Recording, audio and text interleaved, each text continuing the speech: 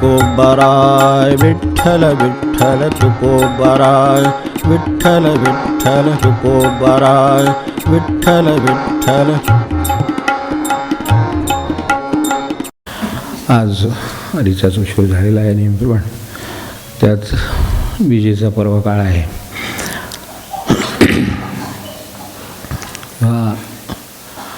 आज आपल्याला तुकोबांचं पांडुरंगाचं स्मरण, थोडंसं कीर्तन करणं ही तितकंच आत्मीय काम आहे. कारण हा सगळा त्यांच्या कृपेचा आविष्कार आहे.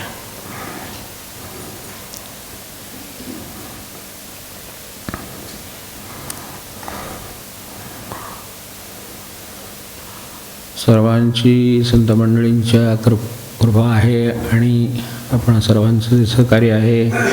बाहेर येणाऱ्या न येणाऱ्या, सदिच्छा देणाऱ्या, साधन करणाऱ्या अशा सगळ्या मंडळींचं जे सहकार्य आहे त्याची एक त्यानिमित्ताने कृतज्ञतेची जाणीव म्हणून पुढच्या रविवारी इतर काही कीर्तन निरूपण काही नाही, 15 तारखेला संध्याकाळी 5 ते 8 या वेळी तिथे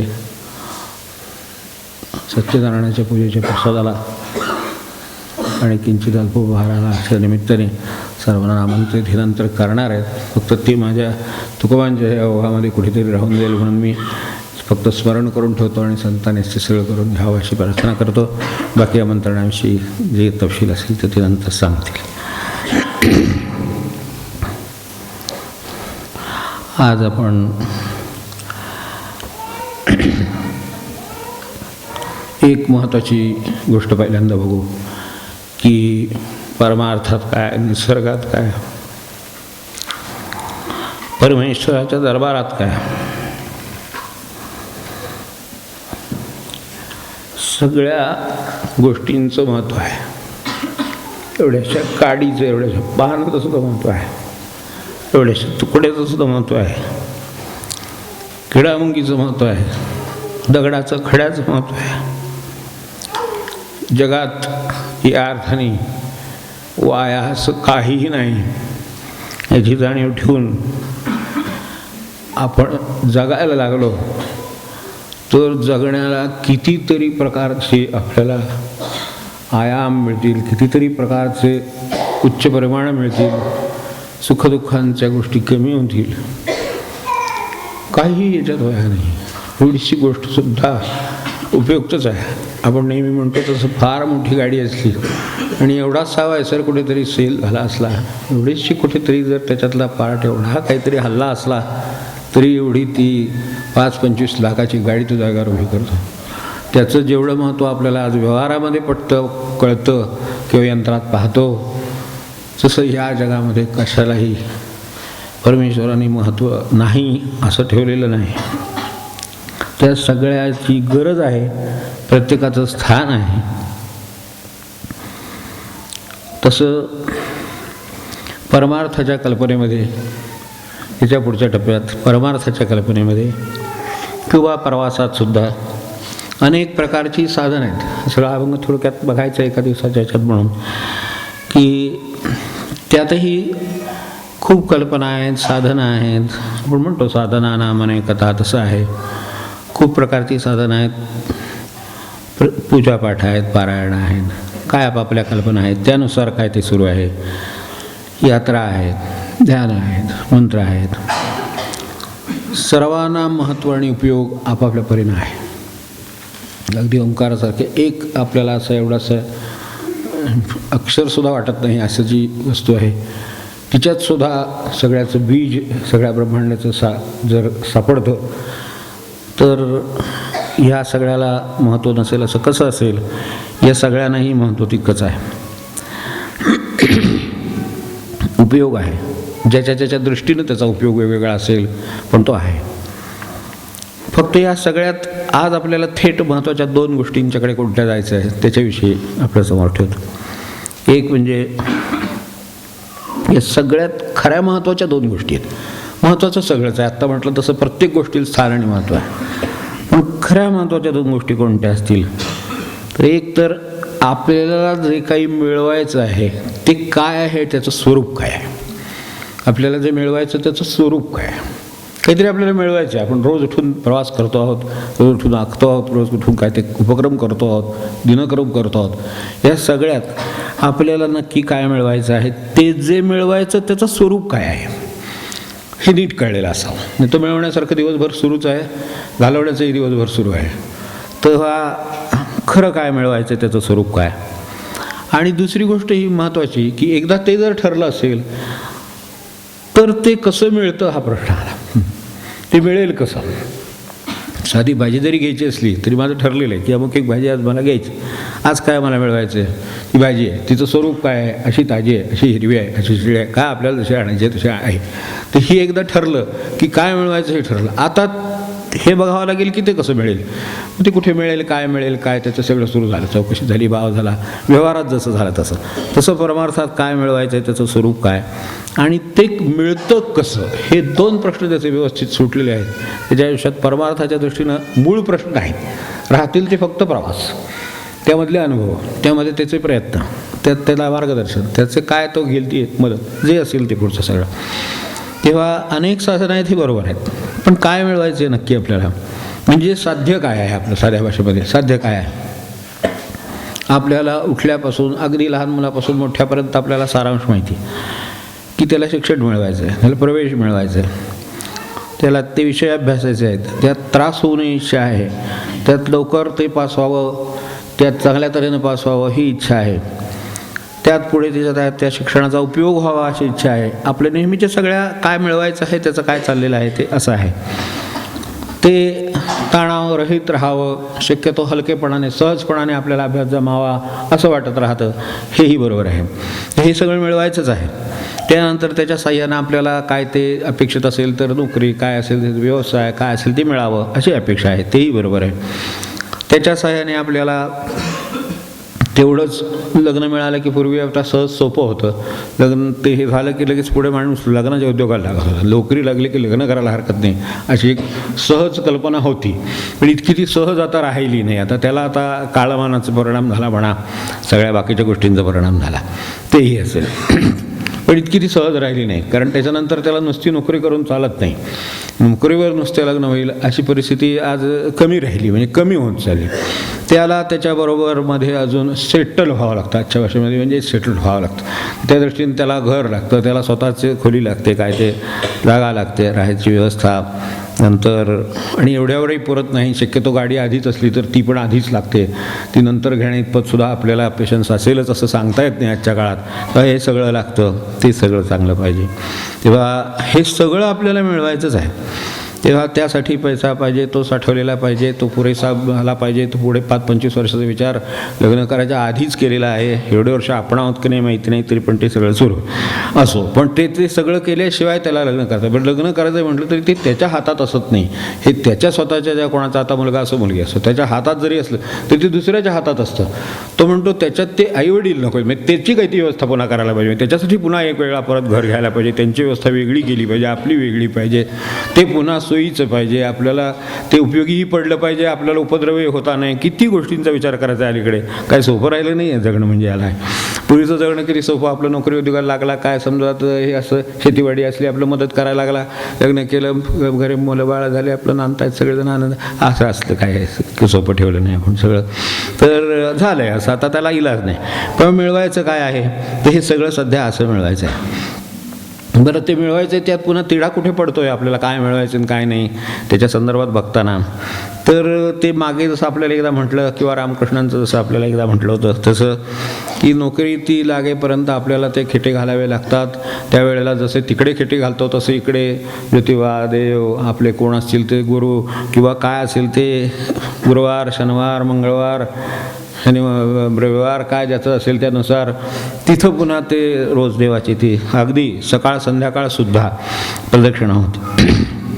त्याही करून का होईना पण ते मिळवायचे, सगळे मिळवण्याचे प्रयत्नाचेच भाग समजतो आपण आणि त्यानुसार तेही करतो. बरं, हे साध्य झाल्यावर आता रोज दत्ताला, रोज ते काय असेल ते मंगळवार, काय देवीला, काय असेल ते, तर तसं होतं का ते पुढे? तर तसं होत नाही ना, कारण नाईलाज होतो. आठवड्यातनं एक दिवस सुट्टी मिळते. नोकरीमुळे सगळा दिवस जातो, त्यामुळं जे मिळवतो तेच त्याच्या आड येतं. आणि मग आठवड्यातले एक दिवस मग त्याच्यावर मग कितीतरी डिमांड्स, कितीतरी कामं, अपेक्षा, आपली कामं स्वतःच्या डोक्यातले काही असतील ती, तर त्यामुळं तो वेळ मिळतो तो असा जातो. आता आधी ते लग्न होत नाही म्हणून खेपा घालून झाल्यानंतर आता खेप घालायला वेळच राहिला नाही, कारण आपल्यालाच काम घरी लागलं एवढं आता की त्यामुळे तिकडे जायला वेळ नाही, म्हणून अडचण निर्माण होते. म्हणजे जे मिळवायला जातो त्यातून मी सुटत जातो का अडकत जातो असं बघत जायला सहज हरकत नाही. तेव्हा हे नंतर मग त्याच्यानंतरच्या त्या घरं, त्या गाड्या, त्या बुत्ते पुत्ते वेगळ्या व्यवस्था त्यांच्या सगळ्यांच्या, ते मुलं बाळ, मग पुन्हा त्यात पुन्हा शक्यतो म्हणजे काय हवं असतं ते माहितीच आहे, तर ते सगळं समानता वगैरे असली तरी सुद्धा ते सगळं पुन्हा त्यात थोडं असतंच. तर हे सगळ्यातून अडचणीतून पुढे जात जात मनुष्य जायचा आणि मग त्यानं काय ते मिळवायचं, असं बरंचसं मिळवायचं आहे. हे सगळं व्यवहाराचं झालं. त्याच्या बाहेर अजून बरंच जाऊन बाजूबाजूला मिळवायचं असतं. पुन्हा जे गरीब असेल तर त्या श्रीमंत व्हायचं आहे, अगदी समजा आजारी असेल तर त्याला निरोगी व्हायचं आहे, म्हणजे त्याच्यासाठी पुन्हा प्रयत्न, ते फिराफिर, ते सगळं करायचं आहे. बरं, एकाकी माणसाने आनंदाने राहावं तर तसे फार थोडे अपवादभूत काही लोक सोडले समजा, तर उरलेलं तसं ते भगवंतासारखे असतात. कारण भगवंताना म्हटलेलं आहे ना, एकाकी नरमते, असं उपनिषदाच्याही तिथे म्हटलेलं आहे. तर त्याला त्या भगवंताला एकाकी रमलं नाही, त्याला बरं नाही वाटलं, म्हणून ही विश्वाची उत्पत्ती केली असं तिथे म्हटलेलं आहे.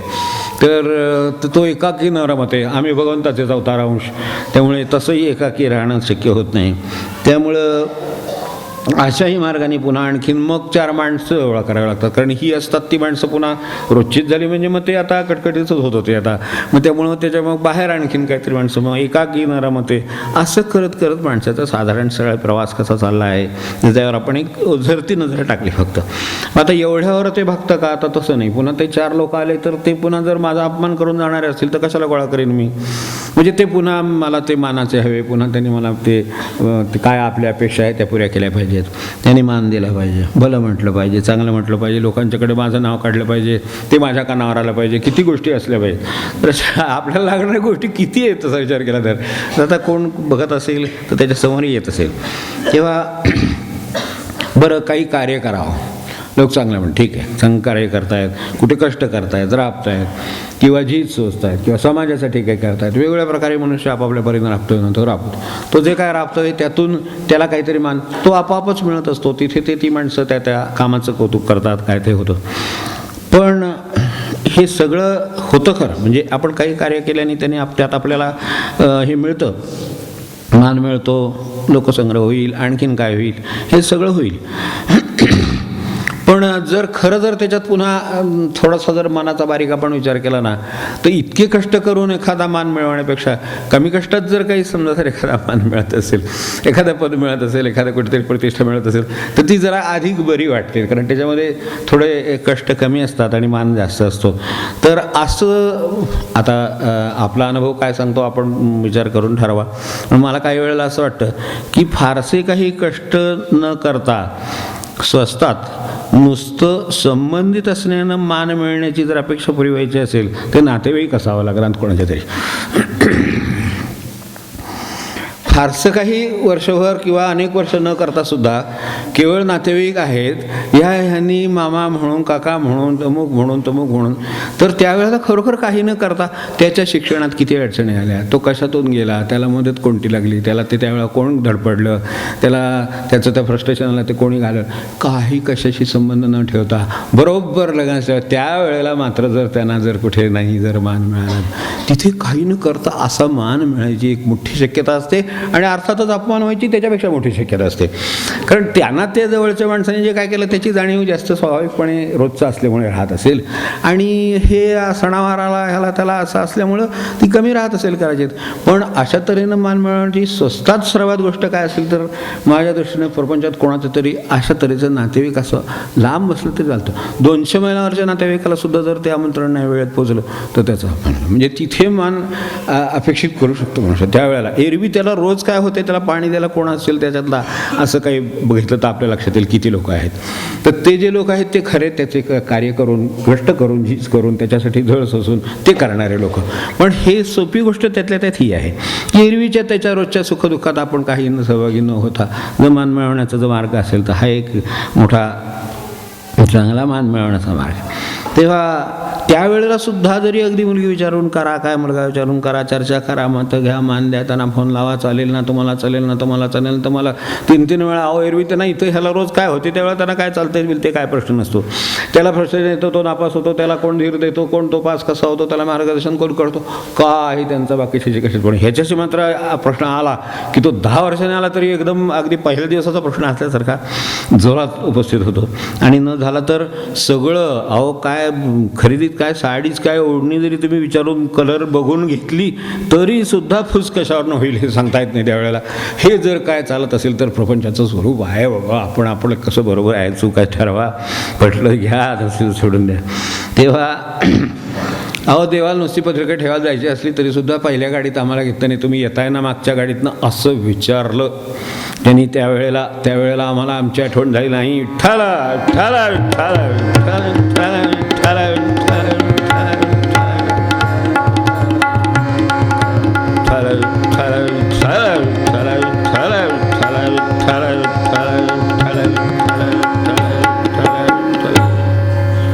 तिथे सुद्धा जरा मागे पुढे गाडीत जरी पुढे बसायचे जे मागच्या गाडीत बसायचे त्याच्या मागच्या गाडीत जरा मागं पुढं झालं तरी सुद्धा म्हणतात एरवी त्या विचारायचं काय होते काय कोण बघत नंतर त्याच्यापेक्षा नाही.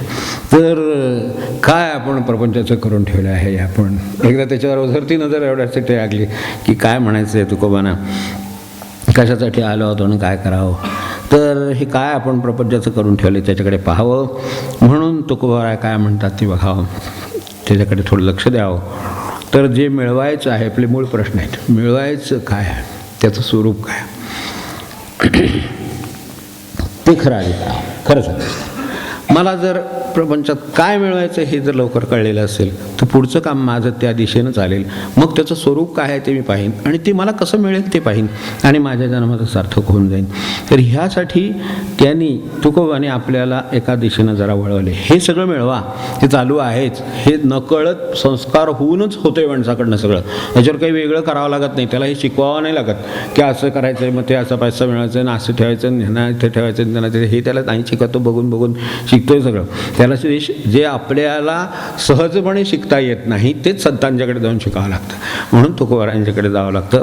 आणि हे आपण जे करून ठेवलेलं आहे ते काय आहे ते दिसतंच आहे.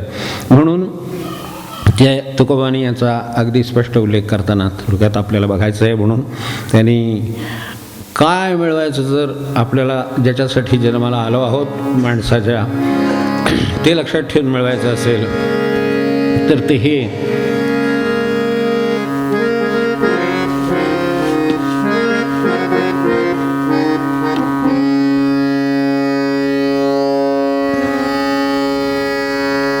हेची देवाचे दर्शन, हेची देवाचे दर्शन, दर्शन हेची देवाचे दर्शन, दर्शन हेची देवाचे दर्शन,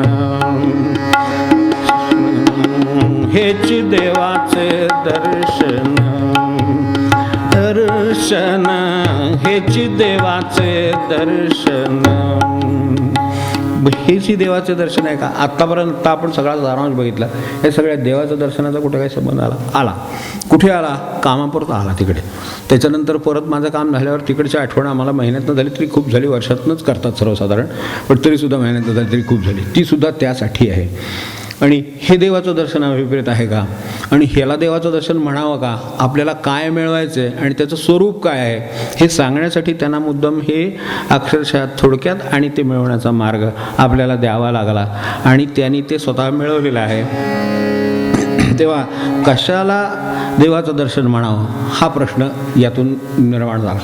की त्यांचं म्हणणं असं आहे की आपल्याला देवाचं दर्शन मिळवण्यासाठी आपण जन्माला आलेले प्राणी आहोत, बाकीचे नाही आहेत त्याच्यात. आपण आजूबाजूला बघितलं तर इतर या देहामध्ये या जाणीवा दिसत नाहीत. माणसात दिसतात, माणसात तेवढ्या त्या व्यक्त होऊ शकतात, तो ते गाठू शकतो आणि ते जे गाठू शकतो ते त्याचं खरं काम आहे. पण ह्या इतक्या कामांच्या पुढे त्या कामाची आठवण द्यायला सुद्धा माणसाला मनुष्य म्हणतो म्हातारपणची गोष्ट आहे असं म्हणतो. याच्यावरनं कल्पना येईल आपल्याला केला आपण कुठे स्थान ठेवलेलं आहे आणि जे स्थान ठेवलेलं ते काय आहे. परत देवाचं दर्शन म्हणजे आपली अशी कल्पना आहे का की काय विठोबाला गेलो किंवा काय रामाला गेलो किंवा काय आणखी दत्ताला गेलो, ते जे काय जाऊन आपण बघून आलो ते देवाचं दर्शन आहे असं त्यांना म्हणायचं आहे का? तिथून बाहेर पडलं की संपलं का मग ते दर्शन? आपल्या डोळ्यासमोरनं हल्लं की गेलं का ते? म्हणजे दर्शन म्हणजे हे अभिप्रेत आहे का आपल्याला? दर्शन म्हणजे आपल्या दृष्टीने नेहमी पाहणं. तर पाहणं म्हणजे आपण आता समोर एक फोटो पाहतो, समोर देव पाहतो, किंवा आपण देवळात जात असाल तर तिथे मूर्ती पाहत असाल, आकार पाहत असाल, पांडुरंगाचा असेल, रामाचा असेल, कसाचा असेल तसा असेल, तर तो जो काही देवाचा काही आपल्याला समोर जी मूर्ती आकाराला आले ते आकार म्हणजे दर्शन का? हा प्रश्न आहे. आकार म्हणजे दर्शन असेल तर निराकार झालं की संपलं. बरं, ते तर निराकारच आहे मुळात. आपण समोर ठेवली ही मूर्ती आकाराला आली म्हणून पांडुरंगाची म्हटली, उद्या रामाची दिसली तर रामाची म्हटली असते. आपली जशी जशी मूर्ती दिसेल तशी आपण म्हणू, उद्या कृष्णाची दिसली तर कृष्णाची म्हणली असती. म्हणजे आम्ही त्याला कधी कृष्ण म्हणू, कधी राम म्हणू, कधी काय म्हणू, विठोबा म्हणू, काय म्हणू ते म्हणू. तर हे आम्हाला आकाराला की त्याला काहीतरी नाव दिलं आपण, मग मूळ देव तोच का? म्हणजे ह्यातलं दर्शन घ्यायचं आहे म्हणजे त्याचं दर्शन घ्यायचं आहे का? त्याचं दर्शन जरूर घ्यायचं आहे. मला आठवण व्हावी की निराकाराची आठवण व्हावी म्हणून मी साकाराचं दर्शन घेतलं. मला पांडुरंग समोर बाहेर आल्याबरोबर काहीतरी एक रूप समोर आलं, मला राम समोर आल्यावर काहीतरी एक रूप समोर आलं, त्यामुळे मला आकाराचं दर्शन झालं. पण आकाराचं दर्शन हे दर्शन का? हा प्रश्न आहे. नाही तर मग ते तिथेच संपणार. कारण आम्ही किती वेळ थांबणार, देवळात किती वेळ बसणार?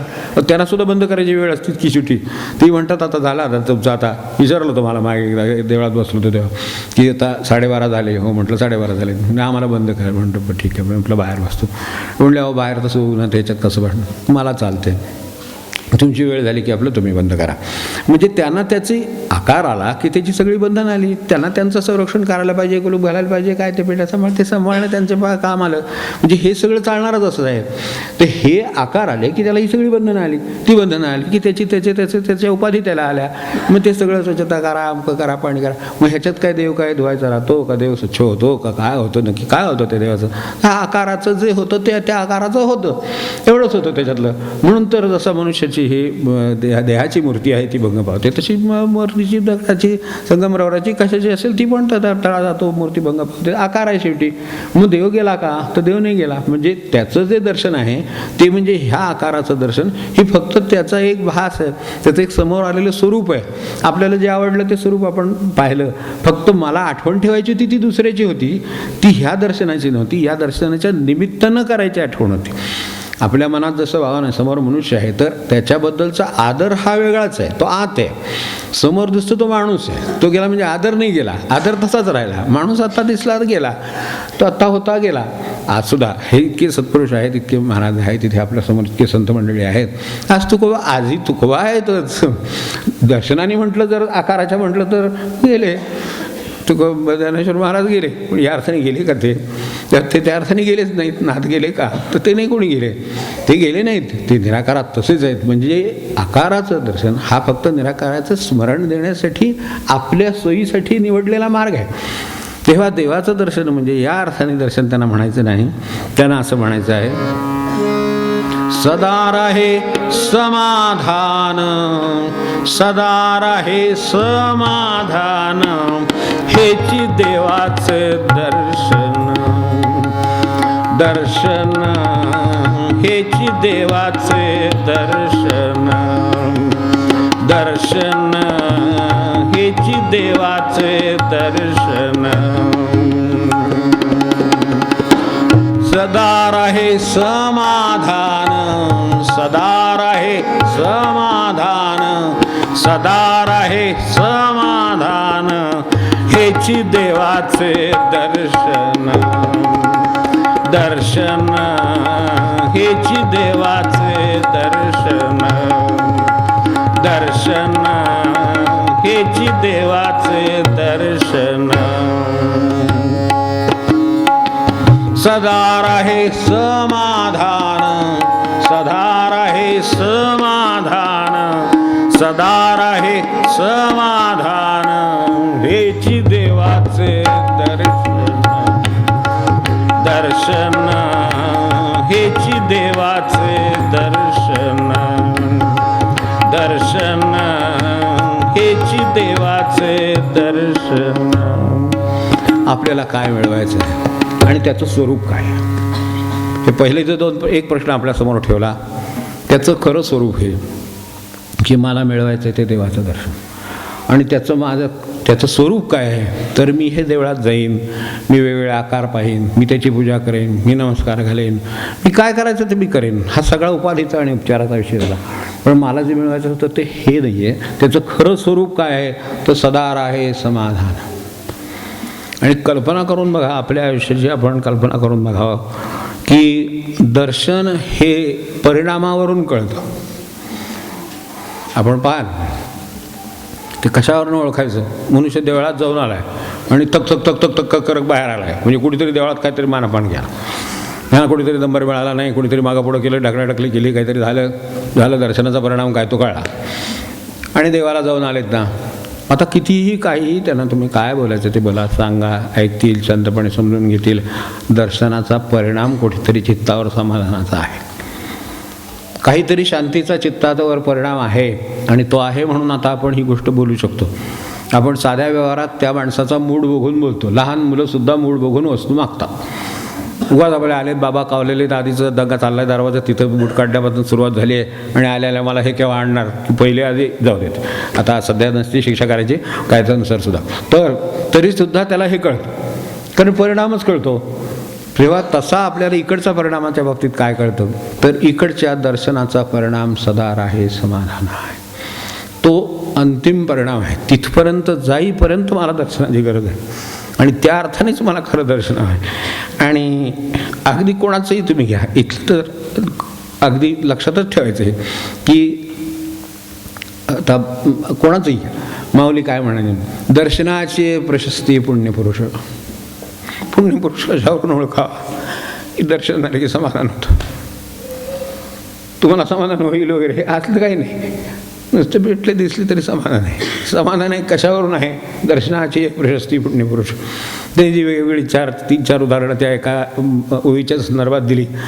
संभ्रमाची आहे ती ते स्नेहो जैसा आहे व्यक्ती, त्यात आहे ना की संभ्रमाची आहे ती स्नेहो जैसा आहे व्यक्ती, की एखाद्याबद्दल आपल्याला आदर असेल, त्याला बोलावलेलं असेल, काय जेवायला आपल्याकडे आपल्या कुणी आदराचा माणूस आहे, पाहुणा आहे, काय आहे, व्यक्ती आहे, कुणी आहे, तर बोलावल्यानंतर मनुष्य अगदी आल्यापासून त्या जाईपर्यंत त्याच्यासाठी इतकी काळजी, इतकं मनापासून इतकं आदराने सगळं करत असतो की त्याच्या मनात आदर आहे वेगळं सांगावंच लागत नाही. संभ्रमाची आहे ती म्हणजे ही जी सगळी तयारी आहे, स्वागताची जी तयारी आहे, त्या स्वागताच्या तयारीतून त्याच्या मनातला सगळा आदर व्यक्त होत असतो. त्याच्याकडे द्यायला कदाचित साधी फुलं असतील, त्याच्याकडे द्यायला कदाचित 4 पानं असतील, वाळलेली चाले ते आहे ना त्यातलं, तसं ते सुद्धा चालेल, पण ते देण्यात त्याचा जो भाव आहे, शबरीच्या घरात काय भाव आहे, आमच्या ह्या ते लावतात तर काय आईस्क्रीमवर त्याच्यातला भाव आहे, त्याच्यात काही ते भावाचं आहे, विकत मिळतं. हे वर्षानुवर्ष तपश्चर्या करून वाट पाहून मग दिलेलं बरं आहे ते. त्याच्यात जो भाव आहे त्यामधून कळतं. संभ्रमाचे आहे ती स्नेहो जैसा आहे व्यक्ती, त्याच्या मनात जो स्नेह दाटून आलेला आहे तो स्नेह त्याच्या ते जी काही पानं, काय वाळलेलं त्याच्याकडे काय असेल, काय साधं पाणी असेल, काय असेल ते हातावर साखर ठेवली असेल, पाणी दिलं असेल, त्याच्यात त्याचा जो भाव आहे तो एखाद्या पंचपक्वानाचा भाव, कारण त्याच्या मागचा स्नेह त्यातून व्यक्त होतो. हे सांगताना तरी पुढे म्हटलं आहे की दर्शनाची प्रशस्ती पुण्यपुरुषाची जाहिरात लावावीच लागत नाही, पुण्यपुरुषाचं लिहावंच लागत नाही कपाळावर की हा पुण्यपुरुष आहे. आता पुण्यपुरुष आहे ते संत सत्पुरुष नुसतं बघितलं चित्ताला समाधान, बस तुकोबांकडे बघावास, त्यांच्याकडे जो आनंद आहे तो आमच्याकडे सगळं वळा गेलं एकत्र, सगळ्यांचं एका पारड्यात घातलं तरी बरं नाही, असलं आहे. तेव्हा या अर्थाने दर्शनाची प्रशस्ती पुण्यपुरुष असं आहे. आणि हे ज्ञानवांचं तर लक्षात जरूरच ठेवा. पण आपल्याला सत्पुरुषांची जी कल्पना डोक्यामध्ये आहे त्या कल्पनामध्ये दोन्ही गोष्टी आहेत, म्हणजे टोक आहेत, 2 टोक आहेत. एका बाजूला अगदी उंची आहेत, वस्त्र आहेत, भगवी वस्त्र आहेत, थाटमाट आहे, सगळं आहे, हे सगळं आहे. दुसऱ्या बाजूला अगदी साधा पंचा लावला आहे किंवा काय अगदी लंगोटी लावलेला, याच्यावर का त्याचं प्रशस्ती किंवा हे पुण्यपुरुषत्व अवलंबून आहे, याच्यावर नाही आहे. ते त्याच्या चेहऱ्यावरच्या समाधानात आहे, त्याच्या नुसते राहण्यात आहे, चालण्यात आहे, सगळ्यात आहे. म्हणजे ह्याच्यात तर ज्ञानेश्वरी माऊलींनी चालण्याचं, बोलण्याचं, सगळ्याचं वर्णन जे केलेलं आहे ते सुद्धा वाचलं तरी आपल्याला संत सत्पुरुषांच्या व्यवहाराची कल्पना येते. त्यांच्या महाराज म्हणायचे ना, आपल्याला आठवत असेल, महाराज म्हणायचे की त्यांच्या पाहण्यात सुद्धा नुसते प्रेम असतं, की पाहण्यात सुद्धा समाधान वाटतं, पाहिलं याचं सुद्धा एक समाधान वाटतं. त्याने काही दिलं नाही, काही बोलले नाही, तुमच्या मनासारखं काही केलं नाही. उलट महाराज तर म्हणतात अनेक वेळेला मनासारखं करीत नाही आणि तो आवडतो तो सत्पुरुष म्हणाले. आपल्या मनासारखं नाही करीत अनेक वेळेला, पण ते मनासारखं न करून सुद्धा ज्याच्यावरचं प्रेम कमी होत नाही. तो आपल्या व्यवहारामध्ये असं होत नाही. व्यवहाराचं मनुष्याचं मनासारखं झालं नाही की लगेच बिघडतं सगळं, तसं तिथे होत नाही. तेव्हा सत्पुरुषांची ही लक्षणं कशी, दर्शनाचं लक्षण काय, कशावरून ओळखावं, आपल्याला काय मिळवायचं आहे आणि ते कशातनं मिळतं आणि त्याचं स्वरूप कसं आहे, तर ते हे याच्यावर अवलंबून नाही आहे. उंची भगवी वस्त्र घातली म्हणूनही बिघडत नाही आणि लंगोटी लावली म्हणूनही बिघडत नाही. त्यांनी काहीच बिघडलेलं नाही. हे रमणांच्यापासून सगळे बसलेले आहेत. एक एक म्हटलं तर अत्यंत परमावधीचे असंग्रही वृत्तीचे लोक आहेत आणि इकडे प्रभूंसारखा राजदरबारी भरलेला आहे. दोन्हीकडे पुण्यपुरुषाचं जे लक्षण आहे, पुण्यपुरुषाचा जो परिणाम आपल्या चित्तावर आनंदाचा होतो तो तेवढाच आहे. त्याच्यावरून आपल्याला कल्पना येईल की त्याच्यावर ते अवलंबून नाही. जसं आकारावर निराकारावर अवलंबून नाही, त्याचं फक्त आपल्याला वाटणारं प्रेम आहे. कोणाला पांडुरंगाचं आहे, कोणाला रामाचं आहे, ते प्रेम आहे. त्याचं त्या आकाराचं प्रेम आहे, ते त्याच्या मनाचं उन्नयन करतं. एवढाच त्याचा परिणाम. बाकी तुम्हाला ज्याचं प्रेम आहे त्याचं प्रेम आहे. इतके संत आहे, सगळ्यांचंच आपल्याला प्रेम आहे. पण ह्या सगळ्या प्रेमाचा आपल्या मनावर चित्तावर जो परिणाम होतो, जे मन उन्मन होतं, त्या उन्मन हाच खरा परिणाम आणि तो अंतर्गतच आहे, तो निराकारच आहे, तो काय बाहेर दिसत नाही.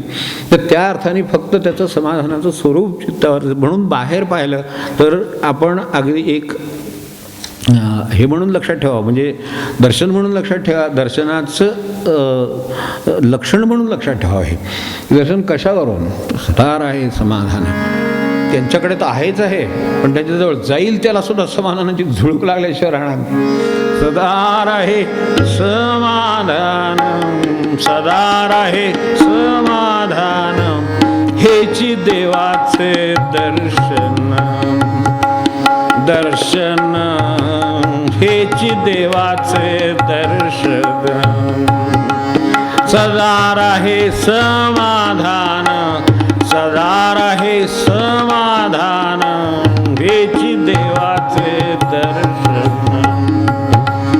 दर्शन हेची देवाचे दर्शन, दर्शन हेची देवाचे दर्शन.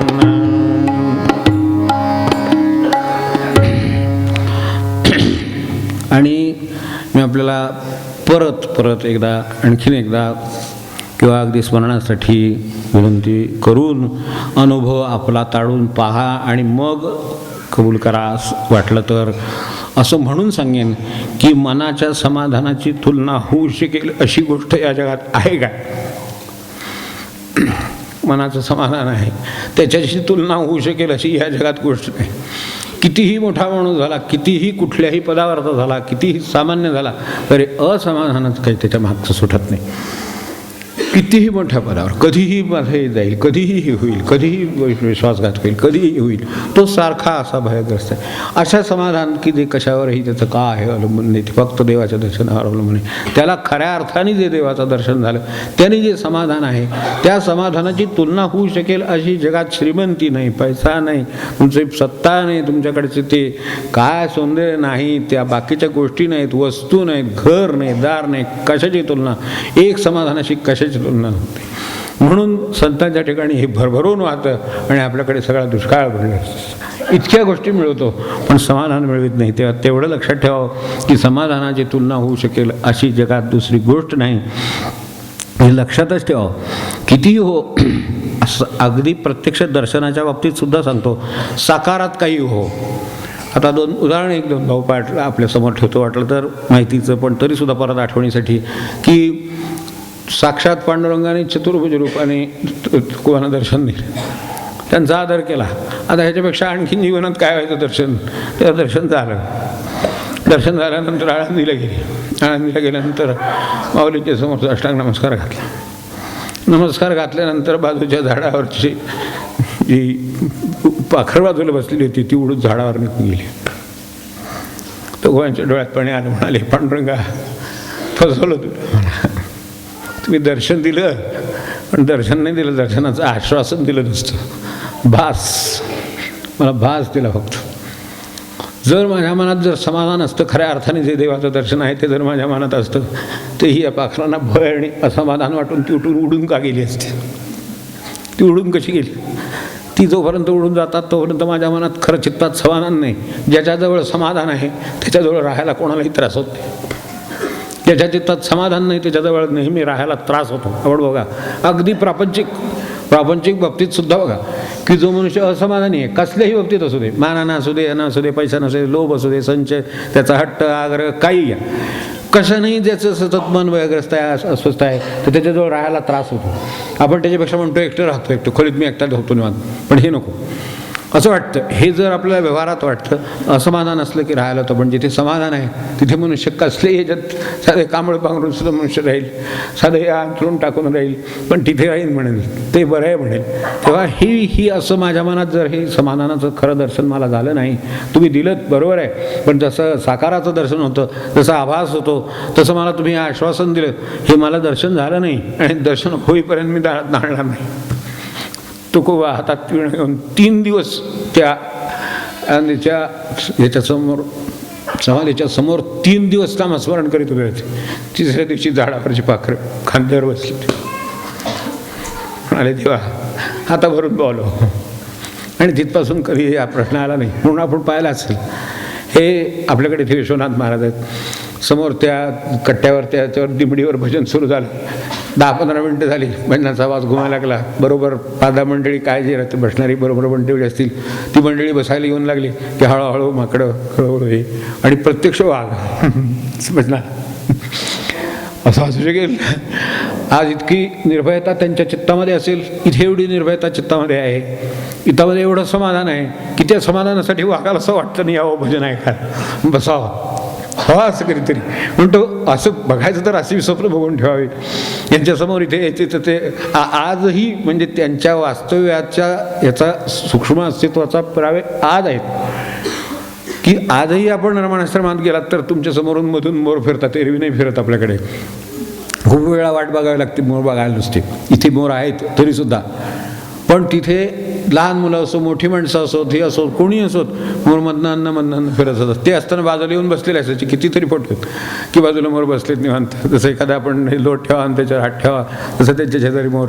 इतकं नाही प्राण्याला निर्भयता, त्याच्या मनामध्ये सतत ह्याच्याविषयी अशी चंचलता असते. आपण बघितलं असेल चिमणीला किती धोका असतं सतत जीवाचा, म्हणून ती सारखी बिरबिर ते चिमणीचे तुम्ही डोळे बघा, बिरबिर सारखं करत त्याला कुठून कोण काय आपल्याला करेल असं वाटतं. एवढासा जीव आहे, त्याला एवढी भीती वाटते. पण ह्याची म्हणे खांद्यावर बसतात. याचा अर्थ काय? सदा आहे समाधान, तेच जे देवाचे दर्शन, ते त्यांना झालं म्हणून होतं. आणि या अर्थानेच महाराज म्हणायचे की हे आता चतुर्भुज दर्शन ठीक आहे, कोणाला मूर्तीचं होईल, कोणाला एकभुजीचं होईल, कशाचंही होईल, पण त्याची उपाधी त्याला, समाधानाला उपाधी नाही. समाधानात काय चतुर्भुज एकभुजी काय आहे का, काय त्रिभुज काय आहे का, काय काही नाही. समाधान हे समाधानच आहे, त्याला कसली उपाधी नाही. म्हणून समाधान हेच दर्शन. दर्शनाला हे कुठले उपाधी का नाही लावल्या? मग चतुर्भुजाचंच हे जास्त लहानच एकट्याचंच, एकमुखीचंच हे, त्रिमुखीचंच हे, असं काही कुठे म्हटलेलं नाही त्यांनी. तुकोबांनी म्हणताना आपला समाधानाचा आणि देवाचा अनुभव देताना त्यांनी तोच दिला, तोच ज्ञानेश्वर महाराजांनी, तोच संतांनी दिला आणि तोच आपल्याला आजही अनुभव आज येतो, तोच येतो. म्हणून त्यांनी म्हटलं हेची देवाचे दर्शन, दर्शन हेची देवाचे दर्शन, सदा रहे समाधान, सदा रहे समाधान, हेची देवाचे दर्शन, दर्शन हेची देवाचे दर्शन, दर्शन हेची देवाचे दर्शन. हे दर्शन असतं. म्हणून सत्पुरुष मुलासारखे असतात, मुलाची मुलासारखे, मोठ्यांसारखे, म्हाताऱ्यांसारखे, सगळ्यांसारखे ते असतात. कट्ट्यांचं म्हणून काही नसतंच, त्यांच्याकडे फक्त समाधानच असतं. लहान मुलालाही तितकंच जवळकीचं, तितकंच प्रेमाचं असतं, तितकंच ते नाही प्रेमाचं असतं, तितकंच ते पुरुषांनाही, तितकंच म्हाताऱ्या नाही, तितकंच जमिनीवर अगदी टेकलेल्या डोकं टेकणाऱ्या माणसालाही तितकंच असतं. म्हणून हे असं राहतं आणि म्हणून याला हे शाश्वतही आहे आणि ते निरुपाधिकही आहे. म्हणून महाराज म्हणायचे जे की निरुपाधिक समाधान, ईश्वर दर्शनाची व्याख्या मी मागे एकदा आपल्या महाराजांच्या ह्याच्यातही त्यांना हा विषय आलेला आहे की ईश्वराचं स्वरूप आम्हाला सांगा. असं जर प्रश्न आलाच तर त्याचं एकच उत्तर आहे फक्त की हे जे शाश्वत आणि निरुपाधिक समाधान आहे तोच फक्त ईश्वर आहे. आपल्याला जर अनुभवाला येणार असेल तर बाकी काहीही आपण बदलणार असाल तर त्याच्यात उपाधी लागली कसली तरी, कुठला पंथ लागेल, कुठला संत लागेल, कुठला मार्ग लागेल, काय लागेल ती उपाधी लागेल, पण समाधानाला काही उपाधी नाही, प्रकार नाही, भेद नाही, काय नाही, कोणाहीसाठी तेच आहे. म्हणून निरुपाधिक शाश्वत समाधान हे ईश्वराचं खरं दर्शन असं महाराज जे म्हणायचे ते आत्तापर्यंत सांगण्यासाठी म्हणून सांगितलं फक्त, बाकी काही नाही. आता हे प्रश्न हा एक सुटला. दुसरा प्रश्न आपल्यासमोर असा राहिला की मिळेल कसं. मिळायला तर हवंच, पण मिळेल कसं. तर मिळेल कसं म्हणण्यापेक्षा ते आहेच आहे, फक्त आपण काय करायला तयारीत आहोत हा प्रश्न आहे. मिळवायची वस्तू असती तर कदाचित इथून हिमालयापर्यंत गेलो असतो त्याच्यासाठी की जाईन समाधानाने हिमालयात समाधान मिळवून येईन. आपल्याकडे यात्रा करून येते मनुष्य आले की ते ह्यानं एवढे कावलेले असतात, ते सगळीकडे खाडीपिडी बिघडलेली, सगळीकडे हे झालेले फोटो बिटो आल्याबरोबर पहिल्यांदा आधी पहिली सगळं ट्रीटमेंट घेण्यात आणि विश्रांती घेण्यातच चालत तेव्हा, आणि मग काय यात्रा वर्णन असेल ते, तर हे सगळ्या जातं. तर हे जाऊन जर तिथे असतं तर असं मग ते तेवढ्यानंच जमलं असतं, बाकीच्यानी काय करायचं. शाश्वत आणि जर ते असं समाधान आहे आणि तेच ईश्वराचं दर्शन आहे तर ते मला कुठेही आहे. तिथे गेल्यावर नाही आहे असं नाही आहे, तिथे जरूर आहे, तिथेही आहे, कुठे जाल तिथे आहे, पण ते बरोबरच आहे ना, आपल्यातच आहे. फक्त आम्ही वर काय टाकून ठेवलेलं आहे ते आहे ते गुंडून ठेवा, ते गुंडाळा, ते सगळं मांडून ठेवले ते सगळं उचलून फेकून द्या, म्हणजे ते समाधानाचा झरा वाहाय. अगदी शुद्ध झरा प्रत्येकाच्या मूळचाची खरा अखेरचा, प्रत्येकाच्या ठिकाणी हा समाधानाचा खरा आहे, मूळचाची खरा. फक्त आम्ही टाकलं वर तेवढं एक तेवढं बाजूला कसं करता येईल हा खरा प्रश्न आहे. म्हणून त्याचे मार्ग सांगतायत. सदा राहे समाधान हेची देवाचे दर्शन, दर्शन हेची देवाचे दर्शन, दर्शन हेची देवाचे दर्शन. मान अपमान गोवे, मान अपमान गोवे, अवघे गुंडुनी ठेवावे, अवघे गुंडुनी ठेवावे, हेची देवाचे दर्शन, दर्शन हेची देवाचे दर्शन, दर्शन हेची देवाचे दर्शन. मान अपमान गोवे, मान अपमान गोवे, अवघे गुंडुनी ठेवावे, अवघे गुंडुनी ठेवावे, हेची देवाचे दर्शन, दर्शन हेची देवाचे दर्शन, दर्शन हेची देवाचे दर्शन. काय अडकलं माझ्यात, अडचण काय रे, एवढा मूळचाची धरा जर वाहतोय एवढा मोठा, तर मला अडलं काय, तर माझं एवढासा मान अडला, मान अपमान अडला. अगदी सुरुवातीला चर्चा केली ती तेवढ्यासाठी केली, का तिच्यावर पुढे चर्चा करायला लागू नये. काही चर्चा करण्यासारखा विषयच नाही, सगळा समजून येतो माणसाला. घरात एवढ्याच ते तेवढ्याशाला बसण्याला, उठण्याला, सांगण्याला, बोलण्याला, न सांगण्याला, सगळ्याला एवढंसं कुठंतरी काहीतरी सकाळ होतं, दिवसभर मनुष्य शब्द धरून घुम्म बसलेला असतो. काय उत्तर तुझ्या हातो बेण्याला. बाहेर जायचं आपल्याला, बाहेर नाही जायचं, विठ्ठला विठ्ठला विठ्ठला विठ्ठला विठ्ठला विठ्ठला विठ्ठला विठ्ठला विठ्ठला विठ्ठला विठ्ठला विठ्ठला.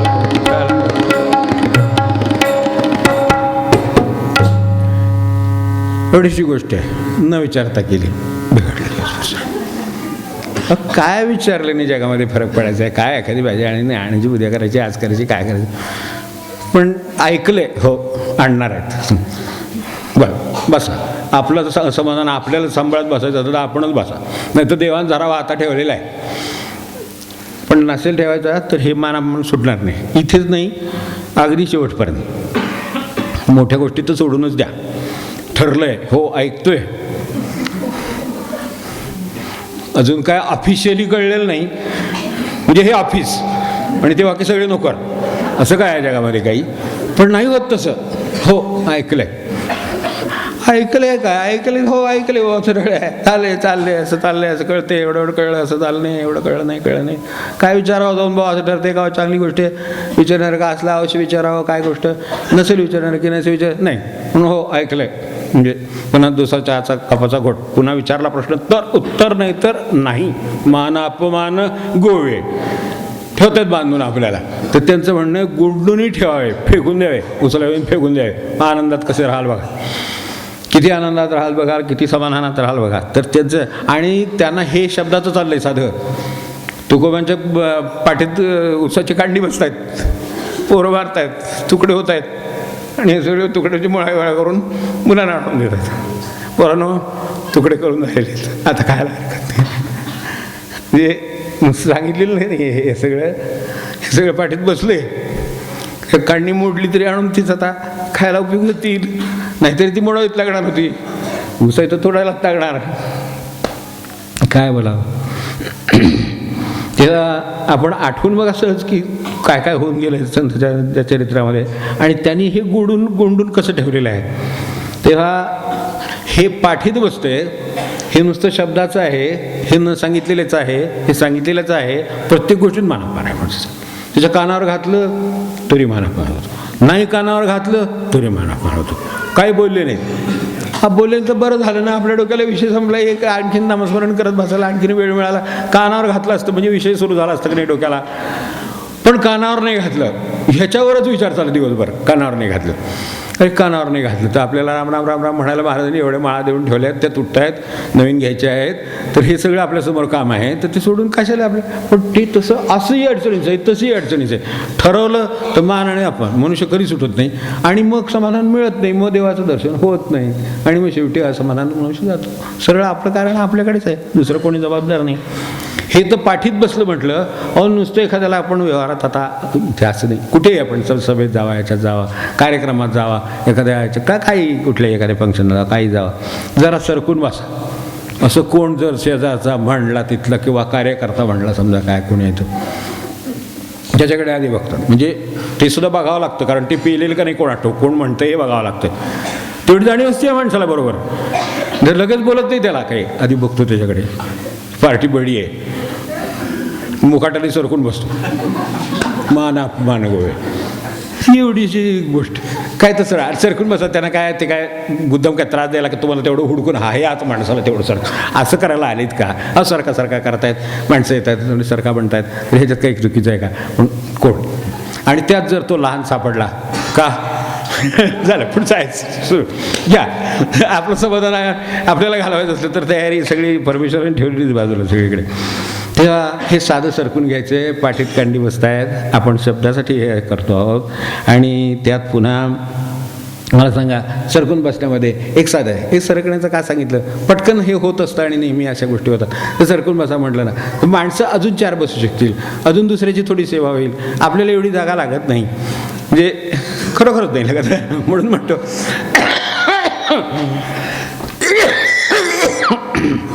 विठ्ठल विठ्ठल विठ्ठल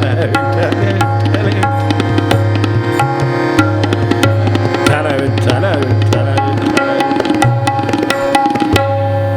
नाही लागत आहे ना सुदैवाने, मग घेतलं सरकून थोडंसं, घेतलं आपल्या जवळ काय असेल साहित्य ठेवलं, पिशवी ठेवायला जागा, ह्याला ठेवायला जागा, त्याला ठेवायला जागा, त्याला ठेवायला, ठीक आहे काय हरकत नाही. पण समजा नसेल आणि त्यांच्याकडे समजा कार्यक्रम आहे, काय मोठी गर्दी आहे, काय आहे, तर मग सरकून घेतलं. तर माझ्या दृष्टीनं ही सेवा माझ्या लक्षात आणून आली नाही, ती त्यांनी आणून दिली. आणखीन एक 10 माणसं आली असतील तर त्यांची सोय व्हावी, त्यांना बसायला मिळावं, ह्याच्यासाठी खरं म्हणजे हे आहे ना. मग त्यासाठी ते सांगतायत ना, ते कोणतरी काय ते काम करणारे कोणी माणसं आहेत ती सांगतायत ना, मग त्याचा उपयोग करून घेऊन अरे बरं झालं माझ्या लक्षात आलं नव्हतं, खूप जागा मोकळी, तुम्ही सरकून बसतो, ठीक आहे येऊ देत, बसू देत. उलटं आणखीन त्यांची सोय होईल, तुम्ही सोय केलीत हे त्यांच्या लक्षात येते, उलटं चांगली गोष्ट आहे, आपल्याला धन्यवादच देतील याबद्दल. तर सेवेची आलेली संधी आहे अनायासे, ती त्यांनी आणून लक्षात आणून दिली आहे, तर आपण अवश्य घ्यावी ना ती. पण त्यात मानापणाचा प्रश्न आहे. मग ती अशी सेवेची आलेली दिलेली भगवंतानी लक्षात आणून दिलेली संधी घेताना अडचण येते, तर तेवढी तरी दूर करणं आपल्या हातात आहे, तेवढं तरी आपल्याला त्यातल्या आलेली संधी वापरून घेणं आपल्या हातात आहे ना. ते आपण करायला हरकत नाही, पण ते होत नाही. कारण काय होतं, उर्मी येते त्याला म्हटलं. शब्द ऐकला की माणसाच्या मनामध्ये ज्याला प्रतिक्रिया म्हणतो आपण, तशी साधी प्रतिक्रिया येत नाही, उर्मी येते. हे मला इथून सरकार सांगणार ऐकून, अहो ते जे सगळ्यांचं चालतंय त्याच्यातच चाललेलं आहे, त्यातच आपलंही चाललेलं आहे असं खरं म्हणजे आहे. पण असं मी माझं ठेवलेलं असलं वेगळं काय, तर मग मला आपण सांभाळत बसायला लागतं आणि मग त्याच्याबरोबर दुःख सांभाळत बसायला लागतं. तेही आपलं आपल्यालाच. तेव्हा ह्यात होतं काय, तर मुळातली शांती बिघडते आणि उर्मी येते. म्हणून याबद्दल सांगताना तुकोबाने शेवटचे 2 ओळी सांगितले ते असं, हेची देवाचे दर्शन दर्शन, हेची देवाचे दर्शन दर्शन, हेची देवाचे दर्शन. मान अपमान गोवे, मान अपमान गोवे, अवघे गुंडुनी ठेवावे, अवघे गुंडुनी ठेवावे. हेची देवाचे दर्शन दर्शन, हेची देवाचे दर्शन दर्शन, हेची देवाचे दर्शन. शांतीची वसती, शांतीची वसती, तेथे खुंटे काळगती, तेथे खुंटे काळगती. शांतीची वसती, तेथे खुंटे काळगती. हेची देवाचे दर्शन दर्शन, हेची देवाचे दर्शन.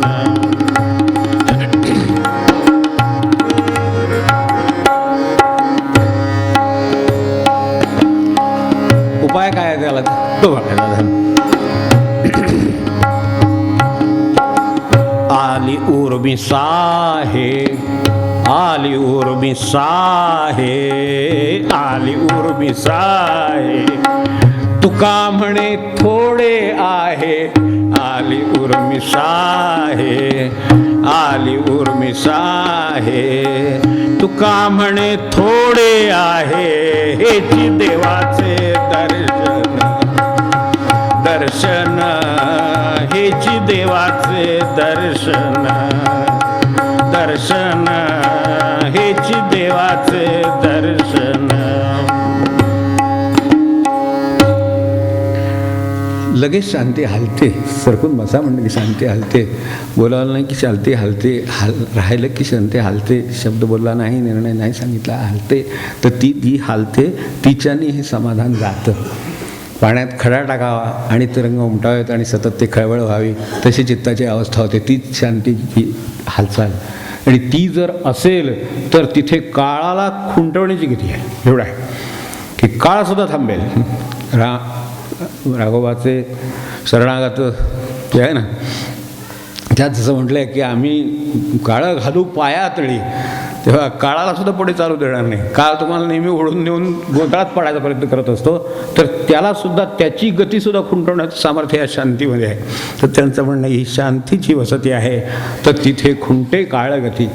अक्षरशः काळाची गतीसुद्धा खुंटेल, त्याला थांबावं लागेल. हा काय म्हणतोय. आपल्याकडे पूर्वीच्या काळात तपश्चर्येचे साधूंचं आपल्याला माहिती असेल, त्यांचा अर्घ्य सुटायला वेळ लागला तर त्यावेळेला सूर्यनारायण थांबत असतो. अर्घ्य सुटला नाही. अर्घ्य सुटल्यानंतर हे झालेलं आपल्याकडे ह्या गोष्टी आता मागेही बोलले तर काही तपशील सांगत बसत नाही, पण त्या दगडावर बसले होते ते आपल्याला माहिती असेल. ती सावली त्या ठिकाणी त्याच ठिकाणी थांबली आणि त्यांचा अर्घ्य सुटला नाही. ते त्या यांच्याशी बोलत होते तोपर्यंत ते सुटायचं होतं. तर तसंच्या तशी त्याच ठिकाणी तेवढ्याच अंतरावरची ती 1 तासाची सावली तशीच्या तशी सूर्याची तिरकी पडलेली तशीच होती. आणि 1 तासानंतर जेव्हा अरे आपला अर्घ्य राहिला, अर्घ्य सूर्य पडला. हे जे सामर्थ्य आहे हे काळाला खुंटवण्याचं सामर्थ्य आहे. म्हटलं एक क्षण मागे पुढे करून दाखवा कोणी, पण ह्याने हे करून दाखवलेले शास्त्री आहेत.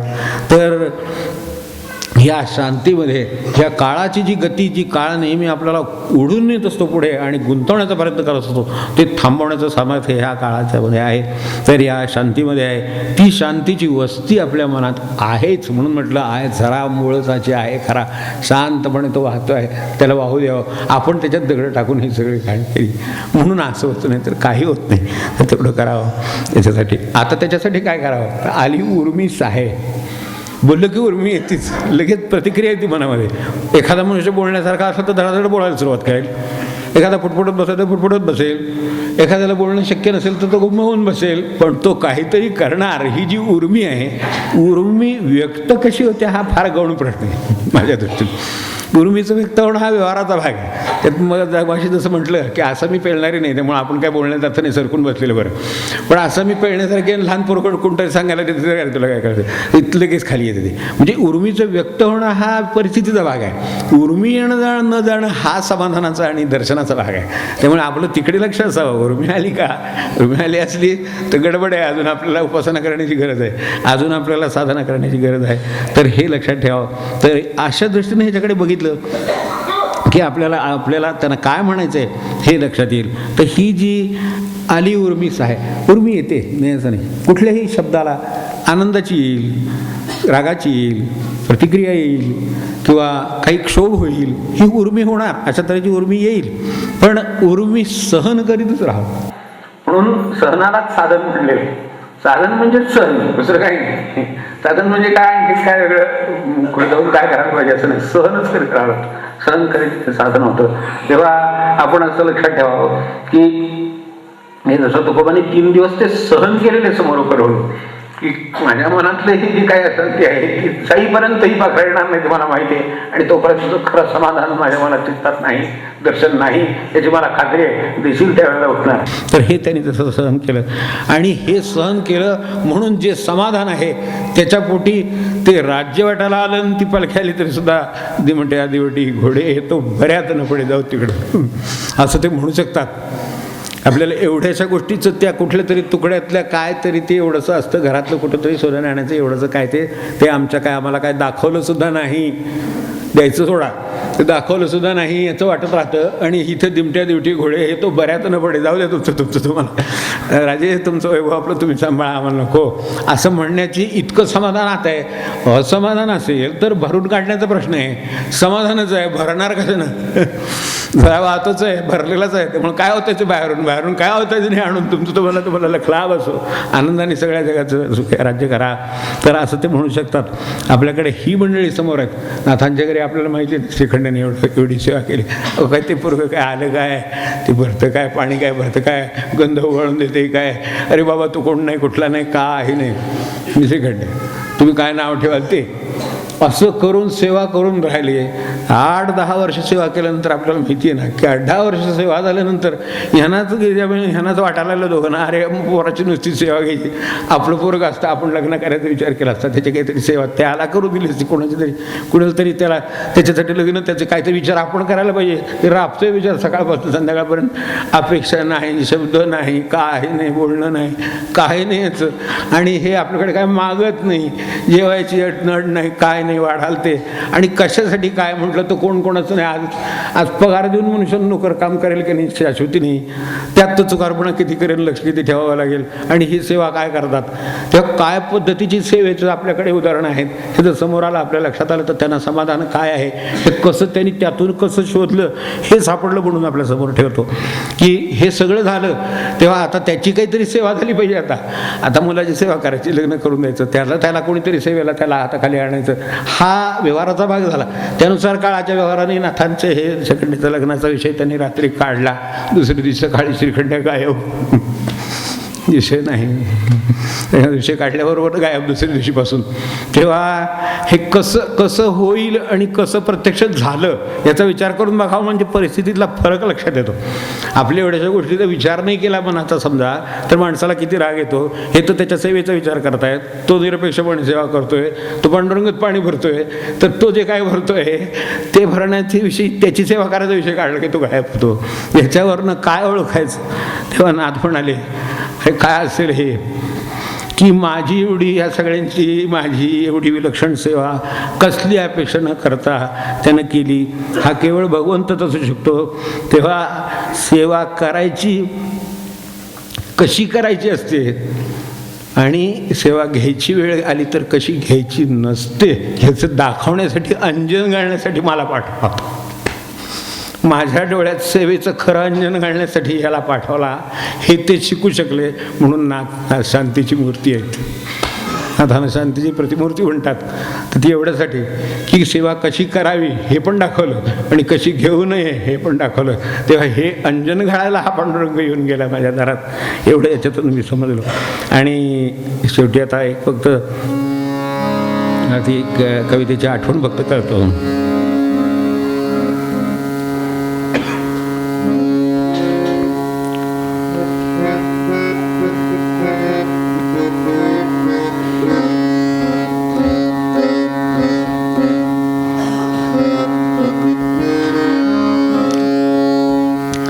साने गुरुजी कविता म्हणत असत, त्याची आठवण करतो फक्त. ते काय म्हणतात की जग सगळं मी म्हणतो ना, जगातली कुठलीही वस्तू, कसलीही घटना, कसलाही प्रसंग, एवढीशी काडी, एवढा सन्मान, एवढा अपमान, काय असेल ते अगदी जगातलं सर्वात मोठा असेल समजा, काहीच निरुपयुक्त नाही, ते उपयोगीच आहे. फक्त मला माझ्या परमेश्वराचं खरं दर्शन जर हवं असेल तर त्याच्यासाठी वापर कसा करायचा हे मी शिकायचं. त्यासाठी संतांकडे जायचं आणि त्यांच्याकडून शिकायचं, अशासाठी तुकोबांकडे जायचं, त्यांच्याकडून शिकायचं, नाथांकडे जायचं, शिकायचं. हे एवढ्यासाठी मौलींच्याकडे जायचं आणि शिकायचं. मौलींना काय कमी त्रास दिला असेल मला सांगा, पण ह्याच्यातलं सावनी दुःख बोल अज्ञ जीवांचे आढळणे म्हणून तो बोलला. नाही तर तो बोलला नसता, त्याला योग्यता नाही कळत म्हणून तो तसं बोलला. हे शिकण्यासाठी ते मूल तसं बोलतंय, हे शिकण्यासाठी हे पंडित तसं बोलतायत, हे ओळखून ते तसं राहू शकतात म्हणून ते प्रतिमूर्ती आहेत आणि म्हणून ते भगवंत आहेत, म्हणून ते संत आहेत आणि म्हणून त्यांच्याकडे अखंड समाधान आहे आणि ते देवाचं दर्शन त्यांचं कधीच अंतरलेलं नाही. हे का झालं तर हे अगदी छोट्या ह्याच्यात अगदी साने गुरुजी गुणगुणत कसे घेतात त्यांचीच इथे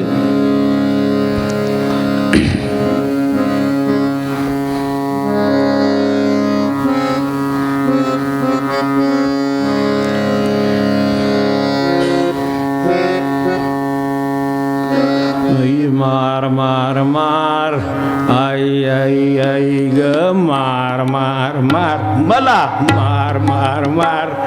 काय त्यांनी वापर करून घेतला असेल मला आश्चर्य वाटतं. आई आई आई ग मार मार मार मला मार मार मार आई ग मार मार मार मला मार मार मार आई ग मार मार मार मला मार मार मार मारुनी मारुनी तार तार तार मारुनी मारुनी तार तार तार मारुनी मारुनी तार तार तार आई ग मार मार मार मला मार मार मार आई ग मार मार मार मला मार मार मार मारुनी मारुनी तार मला तार मारुनी मारुनी तार मला तार मारुनी मारुनी. अपमान झाला मारते परमेश्वर मर मर, त्याच्याशिवाय माझी मरणार नाही, माझं इतकं चिवट आहे नाही मरणार. तर अशी आपल्यासमोर एवढी मंडळी सांगणारी भेटलेली आहेत. तेव्हा अशीच आपल्याला उर्मीला कोणी मार दिला, कशाला मार दिला, अपमानाला मार दिला, मारू साने गुरुजीचं असंच म्हणालेलं आपल्याला, अगदी जी जवळची आहेत ही मंडळीसुद्धा हेच म्हणाली. तेव्हा हे आपल्याला सापडो आणि जे आपल्यातला झरा आहे तो हाता झरा तसाच आपल्याला मिळो. एकदा आपण म्हणूया आणि आरती करून थांबू. सदा राहे समाधान, सदा राहे समाधान, हेची देवाचे दर्शन, दर्शन हेची देवाचे दर्शन, दर्शन हेची देवाचे दर्शन. सदा राहे समाधान, सदा राहे समाधान, हेची देवाचे दर्शन, दर्शन हेची देवाचे दर्शन, दर्शन हेची देवाचे दर्शन. मान अपमान गोवे, मान अपमान गोवे, अवघे गुंडुनी ठेवावे, अवघे गुंडुनी ठेवावे, हेची देवाचे दर्शन. दर्शन हेची देवाचे दर्शन. दर्शन हेची देवाचे दर्शन.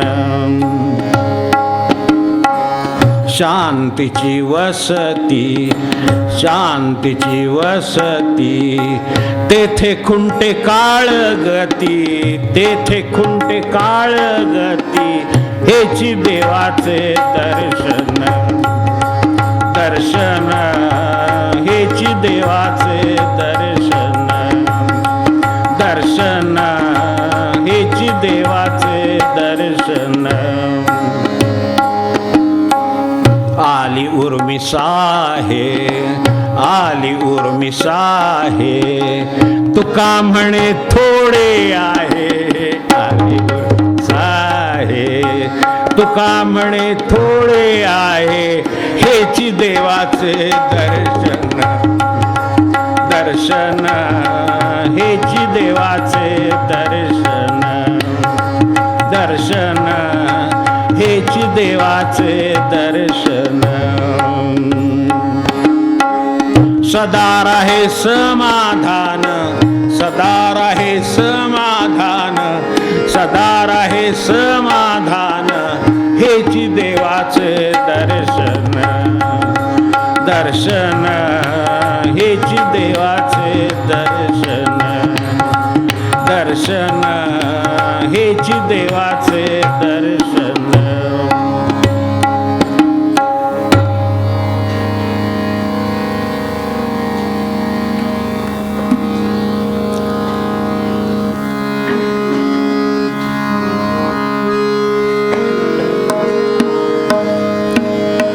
पान 181 पद 65.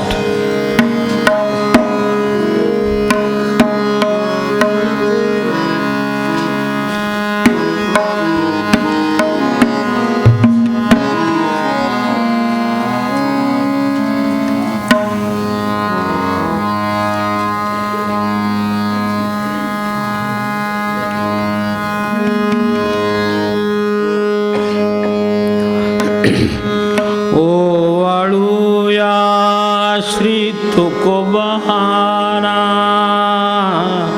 ओवाळूया श्री तुकोबाना, जय जय तन मन पावना, जय जय तन मन पावना, देव भक्तांच्या जीवना, आम्हा भक्तांच्या जीवना.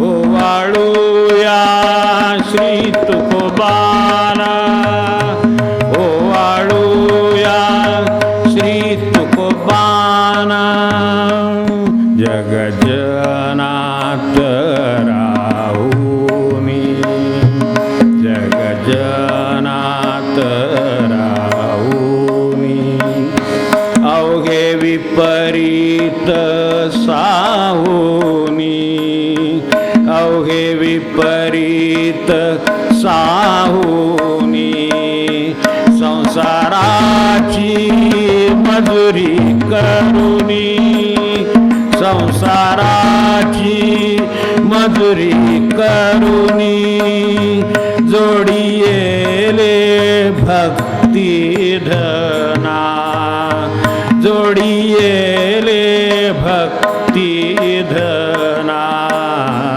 जोडियेले विठ्ठल धना, जोडियेले विठ्ठल धना.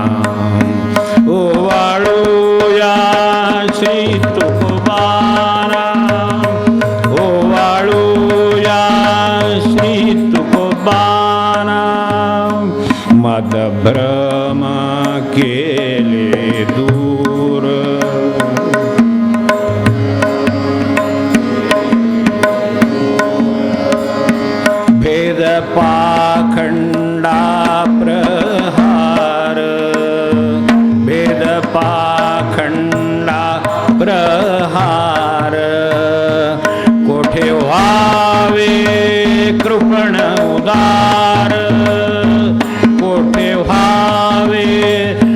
पण उदार हाती दिले मर्म ज्ञाना हाती दिले मर्म ज्ञाना हाती दिले ब्रह्म ज्ञाना हाती दिले ब्रह्म ज्ञाना ओवाळूया श्री तुकोबारा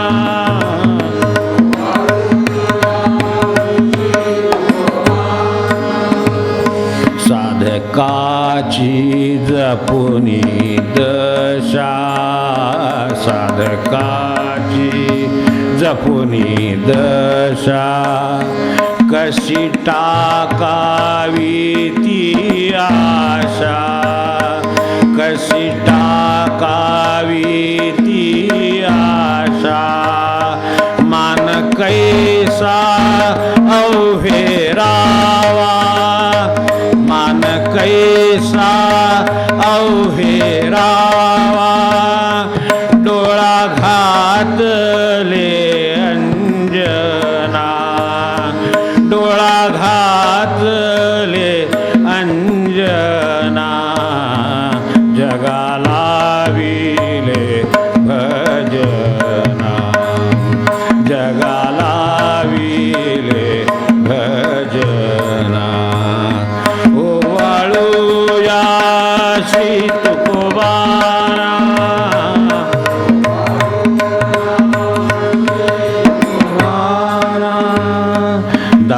दावियेले स्वहित कशात दावियेले स्वहित कशात साधनांची काय मात साधनांची काय मात दिनगाथा हे अमृत दिनगाथा हे अमृत गाठी कैसे नर नारायणा गाठी कैसे नर नारायणा याच जन्मी नारायणा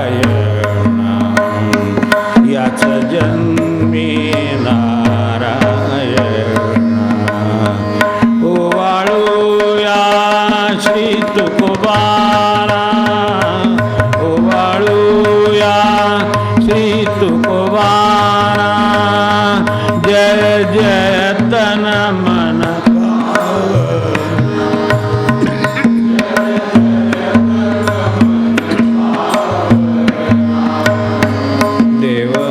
देवभक्तांच्या जीवना आम्हा भक्तांच्या जीवना ओवाळूया श्री तुकोबारा ओवाळूया श्री तुकोबारा ओवाळूया श्री तुकोबारा